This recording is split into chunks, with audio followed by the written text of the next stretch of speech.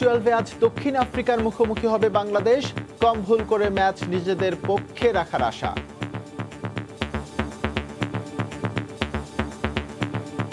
সাকিবের ইনজুরিতে বিশ্বকাপে অভিষেক হতে যাচ্ছে শামীম পাটোয়ারির। সেমির টিকিট নিশ্চিত করতে চায় প্রোটিয়ারা।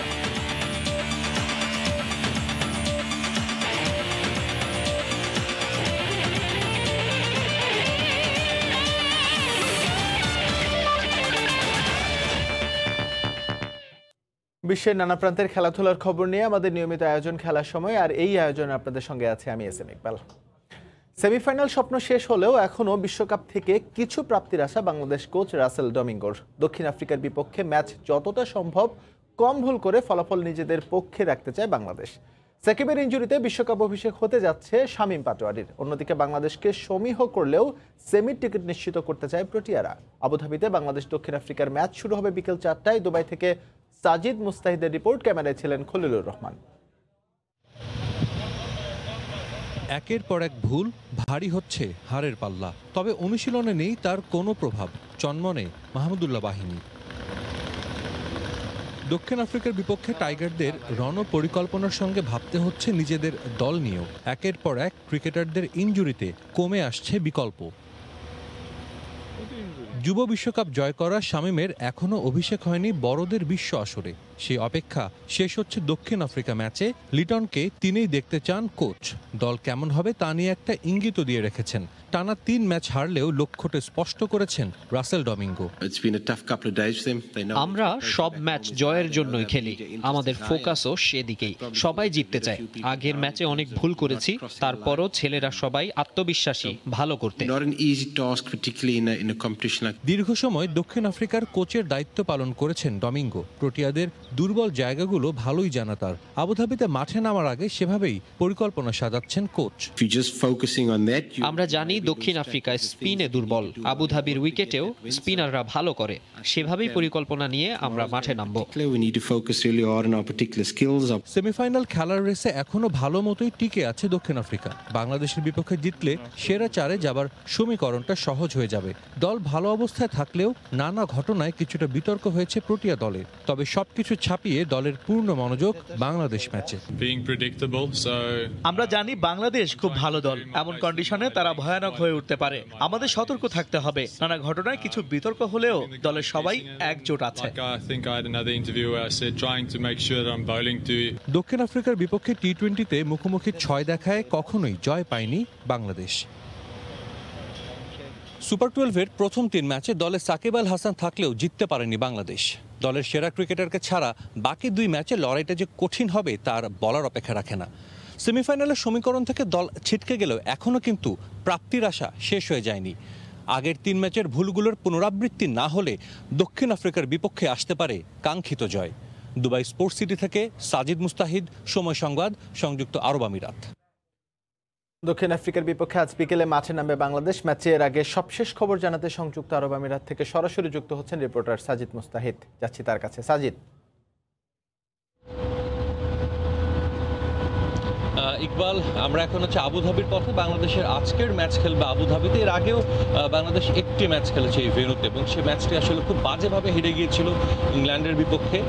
তবে এর পরের ম্যাচটি ওয়েস্ট ইন্ডিজের বিপক্ষে ম্যাচে জয়ের খুব কাছে গিয়েও বাংলাদেশকে আসলে হারতে হচ্ছে। তবে আজকের কিন্তু একই প্রত্যাশা বাংলাদেশের যারা সমর্থক আছেন, দলের যারা আছেন, সবের আসলে একটাই প্রত্যাশা যে সুপার 12 একটি জয়, এবং সেটা আসলে আবুধাবির মাঠে যদি হয় তাহলে তো তার কোনো কথা নেই, কারণ এই মাঠে কিন্তু 2018 এশিয়া কাপে বাংলাদেশের বেশ কিছু ভালো স্মৃতি ছিল। আজকের ম্যাচে আমরা জানি বেশ কিছু পরিবর্তন আসবে। বিশ্বকাপ অভিষেক হতে যাচ্ছে শামীম পাটোয়ারের। একই সঙ্গে আমরা জানি যে লিটন দাস, সৌম্য সরকার দুজনে একাদশে থাকবেন, কারণ তেমন কিন্তু কোনো আসলে সুযোগ নেই, কোনো বিকল্প নেই বা অপশন নেই কোচের হাতে। আমার সঙ্গে আছেন সহকর্মী নিয়ন মহামি। নিয়ন, আপনার কাছে একটু জানতে চাইবো যে ব্যাটিং অর্ডার নিয়েও কালকে কোচ কথা বলেছেন। সেক্ষেত্রে আমরা বলছিলেন যে লিটনকে 3-এ খেলাবেন। এই বিষয়টা আসলে কিভাবে দেখছেন? গত ম্যাচে লিটনকে আসলে মিডল অর্ডারে খেলানোর কারণে লিটন কিছুটা রান পেয়েছে। এখন সেখান থেকে হয়তো একটা ধারণা আসতে পারে লিটন ওপেনিংয়ে যেহেতু অনেকদিন ধরে রান পাচ্ছেন না, স্ট্রাগল করছেন, তো সেক্ষেত্রে সৌম্যকে যদি উপরের দিকে উঠিয়ে দেওয়া যায় এবং লিটন যদি ওই জায়গাটায় স্বস্তি বোধ করেন যে তাকে নামিয়ে দিলে সে ভালো রান পাচ্ছেন, তাহলে সেটা আসলে চেষ্টা করা যেতেই পারে। আর মূল সমস্যাটা আসলে তো আমাদের দলের এখন আসলে একটা জয় পাওয়ার জন্য আসলে সবভাবেই এখন চেষ্টা করতে হবে, সেটাই এখন আসলে টিম ম্যানেজমেন্ট দেরিতে হলেও এটা এখন বুঝতে পেরেছে। এক্স্যাক্টলি। আর সাউথ আফ্রিকা দলে দুজন স্পিনার আছেন, তাবরিজ শামসি এবং কেশব মহারাজ, যারাও কিন্তু খুব ভালো ফর্মে আছেন, যেটা সাউথ আফ্রিকার টিম ম্যানেজমেন্ট প্রত্যাশাও করেনি, প্রত্যাশার চেয়ে ভালো করছেন। একই সঙ্গে তাদের পেস অ্যাটাকও কিন্তু দুর্দান্ত। আবার একটু নিয়নের কাছে যাব। নিয়ন, আসলে লড়াইটা কি দু দলের স্পিন অ্যাটাকের মধ্যেই কি হবে, কি মনে হয়? কারণ আমরা তো দেখছি যে আবুধাবির উইকেট কিছুটা স্পিন ফ্রেন্ডলি। তা তো অবশ্যই, তবে আমাদের বেস্ট স্পিনার সাকিব আল হাসান আছেন, তো সেই জায়গাটা থেকে আমরা হয়তো একটু ব্যাকফুটে থাকবো, কিন্তু পরবর্তীতে অন্য জায়গায় চিন্তা করলে তাবরিজ শামসি খুব ভালো ফর্মে আছেন, কেশব মহারাজও আমরা জানি খুবই কোয়ালিটিফুল স্পিনার।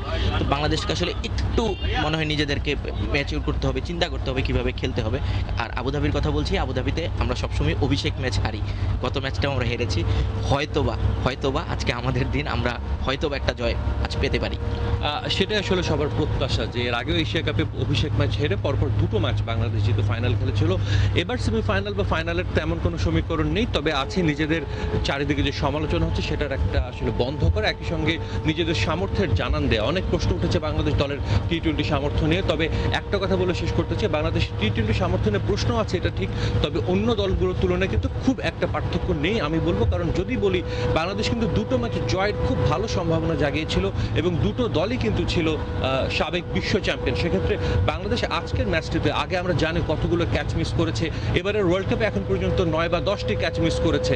তো এই 9-10টি ক্যাচ মিস এবং একই সঙ্গে প্রথমে পাওয়ার প্লেটা ইউজ করতে না পারে, এই দুটো কারণে কিন্তু আসলে বাংলাদেশের এবারের বিশ্বকাপে এখন পর্যন্ত ফেইলারের অন্যতম কারণ। এগুলো যদি আজকে একটু মিনিমাইজ করা সম্ভব হয়, ডেফিনেটলি হয়তো বাংলাদেশ দিন শেষে একটা হাসির জয় নিয়ে আবুধাবি থেকে দুবাই ফিরবে। তো আমার কাছে এই যাত্রার পথ থেকেই ছিল সবশেষ খবর। কোন কৌশলে খেলতে পারে বিশ্বকাপে অন্তত একটি জয় পাবে মূল পর্বে বাংলাদেশ, সেসব নিয়ে বিশ্লেষণ করতে সংযুক্ত আরব আমিরাত থেকে আমাদের সঙ্গে যুক্ত হয়েছিলেন রিপোর্টার সাজিদ মুস্তাহিদ, তার সঙ্গে ছিলেন নিয়ন মোহামিন। ওমান আমিরাত বিশ্বকাপে ভালো খেলছে না বাংলাদেশ। সাকিব মুশফিকদের ব্যর্থতায় আসর শেষ হওয়ার আগেই বাতিলের খাতায় লাল সবুজরা। বাংলাদেশের কেন এই বাজে পারফরমেন্স? এমন প্রশ্ন যখন ক্রিকেট আঙ্গনে, তখন চোখ রাখা যাক ওদের বাকি বিশ্বকাপ পরিসংখ্যানে। সাম্প্রতিক হতাশা নাকি টি-20তে বাংলাদেশের স্ট্যান্ডার্ডই এমন প্রশ্নের উত্তর খোঁজা হয়েছে প্রতিবেদনে। হতাশা ভেসে বেড়ায় বাতাসে। 118টি টি-20তে 43 জয় পাওয়া বাংলাদেশ নাকি ওমান আমিরাত বিশ্বকাপে ভালো করতে পারছে না। আসলেই কি তাই, নাকি সাকিব মুশিদের স্ট্যান্ডার্ডই এমন? চলুন ঘুরে আসা যাক পরিসংখ্যানের পাতা থেকে। 2007-এ দক্ষিণ আফ্রিকায় বসা টি-20-র প্রথম আসরে 5 ম্যাচ খেলে বাংলাদেশ সেবার ক্যারিবিয়ানদের হারিয়ে দ্বিতীয় পর্বের টিকিট পায়। মূল পর্বে এই একটাই জয় ওদের। তখন বাংলাদেশ ওভার প্রতি রান তুলত 7-এর সামান্য উপরে, একটু করে উইকেট খরচ করে রান তুলত 15.59। 2 বছর পর বিশ্বকাপ চলে আসে ইংল্যান্ডে। বাংলাদেশ সুযোগ পায় 2 ম্যাচে, দূরবীনে চোখ রেখেও জয় পায়নি ওরা। তবে সামান্য উন্নতি লক্ষ্য করা গেছে ওভার প্রতি রান তোলার ক্ষেত্রে, সেটা 7.30, আর উইকেট প্রতি স্কোরবোর্ডে রান যোগ হয়েছে 18.25। 9 থেকে 10 বিশ্বকাপ তখন ক্যারিবিয়ান দ্বীপপুঞ্জে, সেখানেও 2 ম্যাচে জয় বঞ্চিত বাংলাদেশ। ওভার প্রতি রান তোলার যে অগ্রগতি ছিল সেটা পিছিয়ে যায় বেশ। একই সঙ্গে এভারেজটাও নেমে আসে 18 থেকে 15.5 ঘরে। চতুর্থ আসরে ওয়ার্ল্ড টি-20 প্রথমবারের মতো বসে এশিয়ায়। পরিচিত কন্ডিশনে রান তোলায় সামান্য গতি পায় বাংলাদেশ। উইন্ডিজে যেটা নেমেছিল 6.25, লঙ্কায় তা উঠে 7.5-এর কিছু উপরে। একই সঙ্গে বাড়ে উইকেট খরচে রানের পরিধি। তবে জয়ের শিকে ছেড়েনি রাবণের দেশেও। বছর 2 পর আমরা স্বাগতিক, অবশেষে ধরা দিল 7 বছর পর অধরা জয়। কিন্তু সেটা বাছাই পর্বে, মূল পর্ব আগের মতোই রইল বর্ণহীন। নিজ দেশে ফিরে যেন 4 ছক্কা মারতে ভুলে গেলেন ব্যাটাররা। ওভার প্রতি রান নেমে গেল 7-এর নিচে, এভারেজটাও ছিল নিম্নমুখী। ব্যাক টু ব্যাক এশিয়া বিশ্বকাপের তৃতীয়টি ভারতে, সেখানেও মূল পর্বে জয় বঞ্চিত বাংলাদেশ। সান্ত্বনা কেবল বাছাই পর্বের 2 ম্যাচ, সেখানেই উইকেট প্রতি সর্বোচ্চ 23 রানের দেখা পায় সাকিবরা। আরপিও বাড়ে সামান্য, কিন্তু সেটা 8 অতিক্রম করতে পারেনি।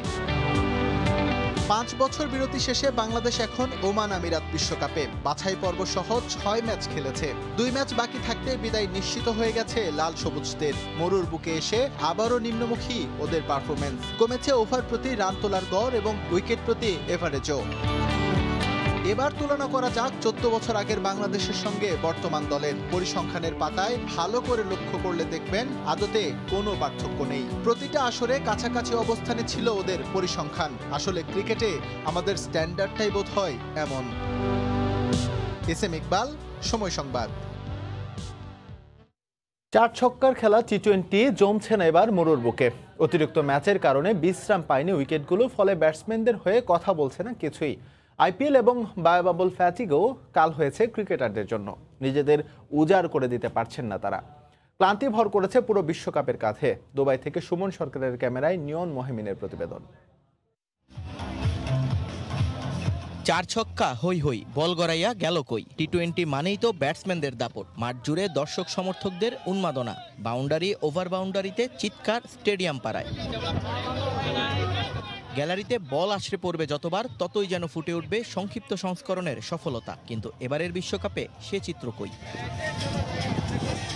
শারজাহ, আবুধাবি কিংবা দুবাই, চলমান এই বিশ্বকাপের ম্যাচ মানেই তো বোলারদের ছড়ি ঘোরানোর গল্প। মাঝে মাঝে তো টসের পরেই বোঝা যাচ্ছে জয়ী হবে কোন দল। এক একটা উইকেট যেন ব্যাটসম্যানদের বদ্ধভূমি। 200 যেখানে মাঝে মাঝে কম রান মনে হয় এই ফরম্যাটে, সেখানে এবার 150 পার করতেই ঘাম ছুটে যাচ্ছে দলগুলোর।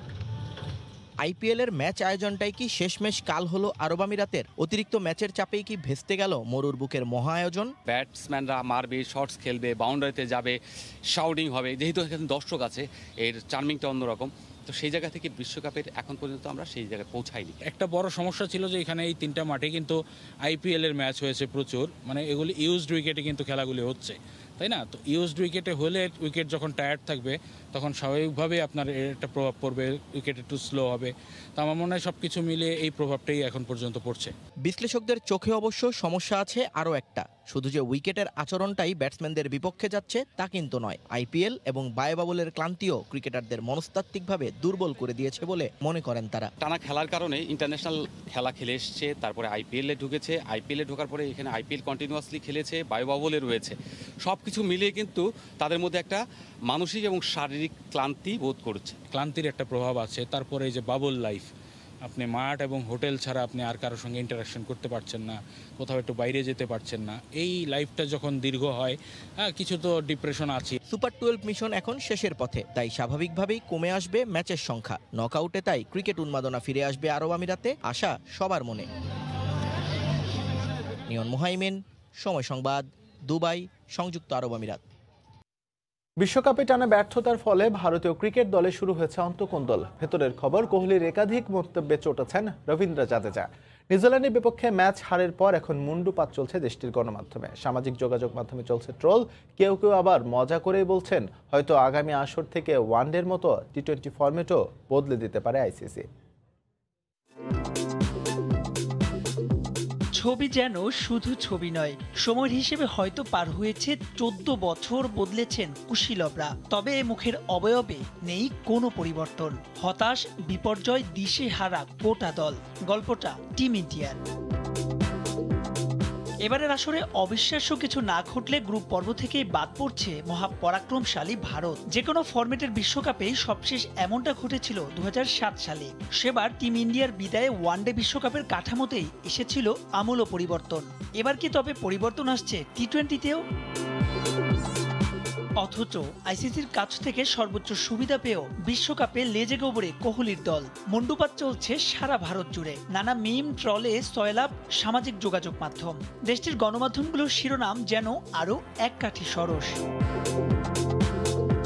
এদিকে এখনো ভারতের সেমির সমীকরণ মেলাচ্ছেন সমর্থকরা। কারা হারলে হবে লাভ, রান রেট বাড়াতে হবে কিভাবে, তা নিয়ে চলছে বিশ্লেষণ। তবে আইসিসির ভবিষ্যৎ ইভেন্টগুলোতে নিশ্চয়ই একজনের ব্যাপারে সতর্ক থাকবে ইন্ডিয়া। তিনি ইংলিশ আম্পায়ার রিচার্ড ক্যাটেলব্রো। কাকতালীয়ভাবে হলেও এটা সত্যি যে 2014 থেকে আইসিসির যে কয়েকটি ইভেন্ট থেকে বিদায় নিয়েছিল ভারত, তার সবগুলোর অনফিল্ড আম্পায়ার ছিলেন ক্যাটেলব্রো। সবশেষ কিউইদের বিপক্ষে ম্যাচেও ছিলেন ফিল্ড আম্পায়ার। তাই তো ক্যাটেলব্রো হটাও এমন মিমো খোরাক জোগাচ্ছে হাস্যরসের। টানা ব্যর্থতার ফলে অন্তর্দ্বন্দ্ব শুরু হয়েছে ভারত দলীয়। ম্যাচ শেষে কোহলির একাধিক মন্তব্যকে একহাত নিয়েছেন অলরাউন্ডার রবীন্দ্র জাদেজা। টানাপোড়েন আছে দলের সিনিয়র খেলোয়াড়দের সঙ্গে জুনিয়রদেরও। সব মিলিয়ে যে সহসাই খুলছে না এ জ্বর। তাই তো শুধু 22 গজের পারফরমেন্সই নয়, ভারতকে লড়তে হচ্ছে মাঠের বাইরের অদৃশ্য চাপের সঙ্গেও। মাহবুব রিমন, সময় সংবাদ। এবারে টি-20 বিশ্বকাপে বুড়ো হারে ভেলকি দেখাচ্ছেন পাকিস্তানের অলরাউন্ডার শোয়েব মালিক। বয়স 39, কিন্তু মালিকের ফিটনেস দেখে তা বোঝার উপায় নেই। এবারের আসরে পাকিস্তানের দুর্দান্ত পারফরমেন্সের পেছনে বড় ভূমিকা রাখছেন একসময় বাতিলের খাতায় নাম পড়ে যাওয়া এই তারকা। মালিকের মতোই ক্যারিয়ারের শেষ টি-20 বিশ্বকাপ খেলছেন ক্রিস গেইল। আসলে সবচেয়ে বেশি বয়সী ক্রিকেটারও তিনি, কিন্তু এখনও নিজের ছায়া হয়ে আছেন 42 বছর বয়সী এই হার্ড হিটার ব্যাটসম্যান। শোয়েব মালিক ও ক্রিস গেইল বিশ্ব ক্রিকেটের দুই অমূল্য সম্পদ। এবারের টি-20 বিশ্বকাপের সবচেয়ে বেশি বয়সী ক্রিকেটার গেইল। মালিক তার চেয়ে বছর 3 ছোট।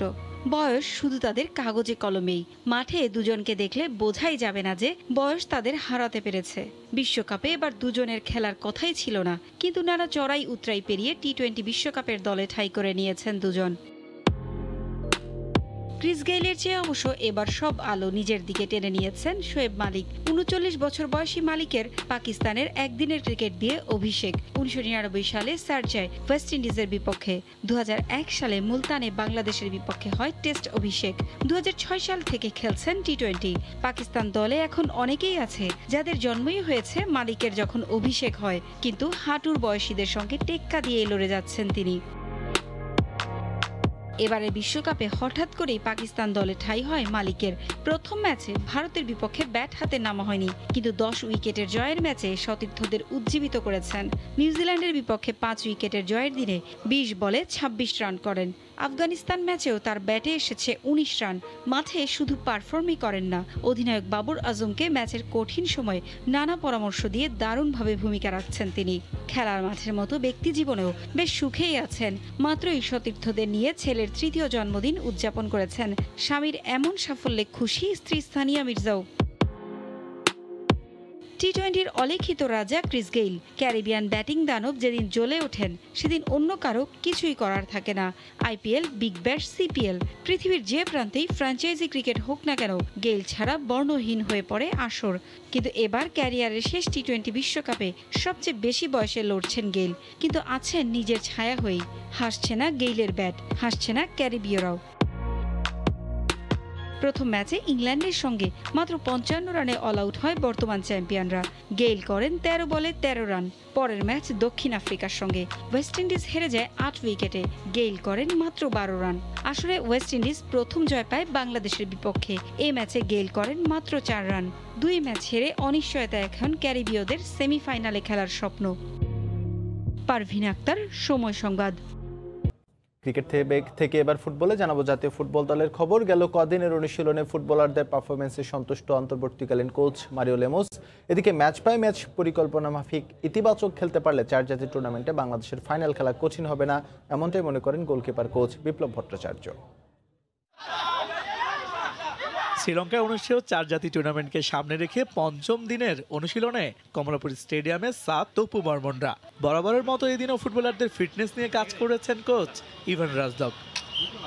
সোমবার মারিও লেমোসের পাঠশালায় ঘাম ঝরিয়েছে 16 জন ফুটবলার। তবে উজবেকিস্তানে অনূর্ধ্ব 23 দলের খেলা থাকায় পূর্ণতা পায়নি জাতীয় দলের ক্যাম্পে।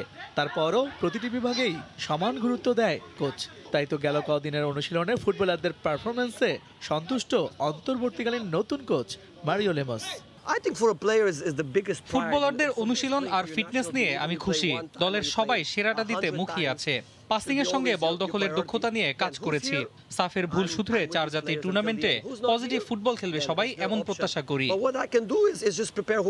এদিকে সাফের ব্যর্থতা ভুলে 4 জাতি টুর্নামেন্টের জন্য শতভাগ প্রস্তুত সোহেল, আশরাফুলরা। তবে ম্যাচ বাই ম্যাচ পরিকল্পনা মাফিক ইতিবাচক খেলতে পারলে 4 জাতি টুর্নামেন্টে বাংলাদেশের ফাইনাল খেলা কঠিন হবে না। এই টুর্নামেন্টে আমরা যে যাচ্ছি, যে শ্রীলঙ্কায় যে দলগুলো আসছে, আপনি যদি দেখেন মালদ্বীপ অনেক ভালো টিম, আমরা জানি সাফে আমরা ওদের সাথে হেরেছি। তো এখানে কিন্তু আরেকটা সুযোগ আছে আমরা মালদ্বীপের সাথে ভালো করার, এবং এই টুর্নামেন্টে আমাদের টার্গেটে থাকবে ফাইনাল খেলা। সাফে আমরা ভালো রেজাল্ট করতে পারিনি, আমাদের যেটা প্রত্যাশা ছিল তো আশা রাখি যে শ্রীলঙ্কা যে টুর্নামেন্টটা হবে সেটাতে আমরা ভালো কিছু করতে পারবো। বিয়ের আনুষ্ঠানিকতা সেরে এরই মধ্যে ঢাকায় ফিরেছেন অধিনায়ক জামাল ভুঁইয়া।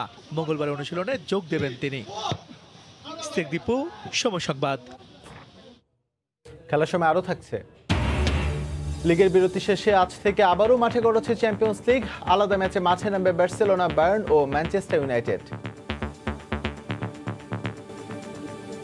টি-20 বিশ্বকাপ কভার করতে সংযুক্ত আরব আমিরাতে যাওয়া বাংলাদেশি সাংবাদিকদের সঙ্গে মত বিনিময় সভা করেছে বাংলাদেশ সমিতি শারজাহ। এই প্রথমবারের মতো সংযুক্ত আরব আমিরাতে অনুষ্ঠিত হচ্ছে আইসিসি বিশ্বকাপ। এই মেগা ইভেন্ট কভার করতে বাংলাদেশ থেকে আরব আমিরাত যান অর্ধ শতাধিক সাংবাদিক। তাদের নিয়ে একটি স্থানীয় গণমাধ্যমের সহায়তা আয়োজন করা হয় মত বিনিময় সভা। সেখানে তুলে ধরা হয় বাংলাদেশ সমিতি শারজাহর নানা কর্মকাণ্ড। আরব আমিরাতে বসবাসরত বাংলাদেশিদের নানা সমস্যার সমাধানে অগ্রগণ্য ভূমিকা পালন করছেন তারা। 1974 সালে জাতির জনক বঙ্গবন্ধু শেখ মুজিবুর রহমানের সহায়তায় স্থাপিত হয় বাংলাদেশ সমিতি শারজাহ। অনুষ্ঠানে সভাপতিত্ব করেন বাংলাদেশ সমিতির সভাপতি আবুল বাশার।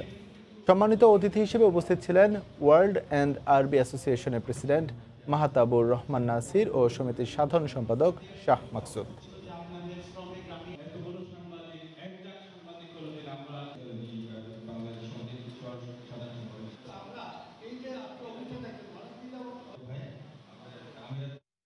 মুজিব বর্ষ, বাংলাদেশের স্বাধীনতার সুবর্ণ জয়ন্তী উপলক্ষে স্বাধীনতা কাপ ফুটবল টুর্নামেন্ট ও school students football tournament final অনুষ্ঠিত হয়েছে। কুয়েত বাংলাদেশ ক্রীড়াঙ্গন ও ফুটবল অ্যাসোসিয়েশনের এই টুর্নামেন্ট আয়োজন করা হয়েছে। এতে বাংলাদেশ দূতাবাসের পৃষ্ঠপোষকতায় দাসমা স্টেডিয়ামে দুই দলে 32টি প্রবাসী বাংলাদেশিদের টিম অংশগ্রহণ করে খেলায় চ্যাম্পিয়ন হওয়ার গৌরব অর্জন করেন জালালাবাদ অ্যাসোসিয়েশন স্পোর্টিং ক্লাব। এদিকে স্কুল শিক্ষার্থীদের অন্য আরেকটি ম্যাচে চ্যাম্পিয়ন হয় আম্বাই ফুটবল টিম। পুরস্কার বিতরণ অনুষ্ঠানের প্রধান অতিথি হিসেবে উপস্থিত ছিলেন কুয়েতে নিযুক্ত বাংলাদেশের রাষ্ট্রদূত মেজর জেনারেল মোহাম্মদ আশিকুজ্জামান। বিজয়ীদের মধ্যে ট্রফি তুলে দেন।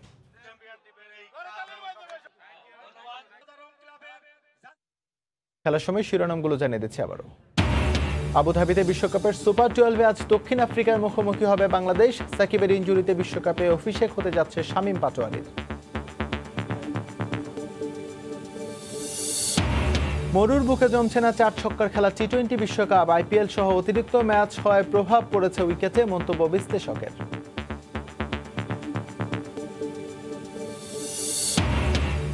এবং লিগের বিরতি শেষে আজ থেকে আবারও মাঠে গড়াচ্ছে চ্যাম্পিয়ন্স লিগ। আলাদা ম্যাচে মাঠে নামবে বার্সেলোনা, বায়ার্ন ও ম্যানচেস্টার ইউনাইটেড।